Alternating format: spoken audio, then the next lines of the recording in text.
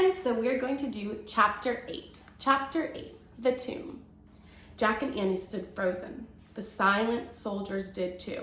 Finally, Annie spoke. "They're fake," she said. "Fake?" whispered Jack. "They're not real," she said. "They look real," said Jack. Annie walked straight towards the front row of soldiers, and Jack held his breath. Annie pulled the soldier's nose. "Fake," she said.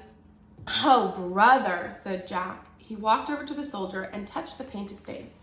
It was hard as stone. "It's amazing," Jack said. Annie nodded. "It's like a museum." She walked down a row between two lines of soldiers. "Wait, this is spooky," Jack said. "What is this place?"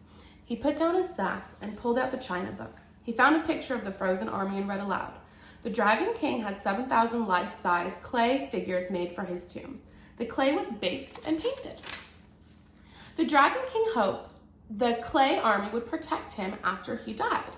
"It's like the pyramid in ancient Egypt," said Jack. "Remember? The queen was buried with a boat and lots of things to take to the afterlife." He looked around. "Annie? I'm here," she called. She was far down another row. "Come back here," yelled Jack. "No, you come here," said Annie. "It's so cool. All their faces are different." Jack threw the book into his sack and he hurried down the row. "Look," she said. "Just look. All the different faces." In the flickering lamplight, they wandered down the row of soldiers. No two soldiers had the same nose, the same eyes, or the same mouth. "Oh man, no wonder so many people had to work on this," said Jack. "Yeah, they did a really good job," said Annie. "Yeah," said Jack. They were kneeling archers and foot soldiers dressed in red and black armor. There were real bronze swords, daggers, axes, spears, bow and arrows. There were even life-size wooden chariots with horses. The horses looked completely real. They were different colors with white teeth and red tongues. "I have to take some notes about all this," said Jack. He pulled out his notebook and pencil. Then kneeling on the brick floor, he wrote, "No two faces are the same, not even the horses." "Jack," said Annie, "you know what?" "What?" "I think we're lost," she said. "Lost?" Jack stood up. "We're not lost." "Yeah, then which way is out?" said Annie. Jack looked around. All he could see were rows of soldiers in front of him, to the right, to the left, behind. Nothing but clay soldiers. "Which way did we come?" said Annie. "I don't know," said Jack. All the rows looked the same. They stretched out endlessly. Jack tried not to panic. "I'd better look this up," he said. "Forget it," said Annie.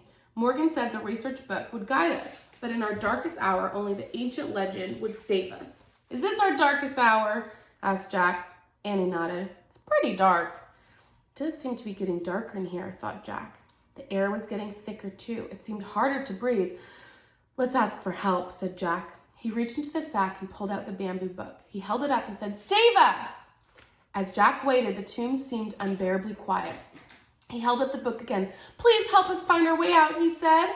He and Annie kept waiting, but nothing happened. The air was growing even thicker. The light was getting dimmer. The countless rows of soldiers seemed creepier. Help did not come.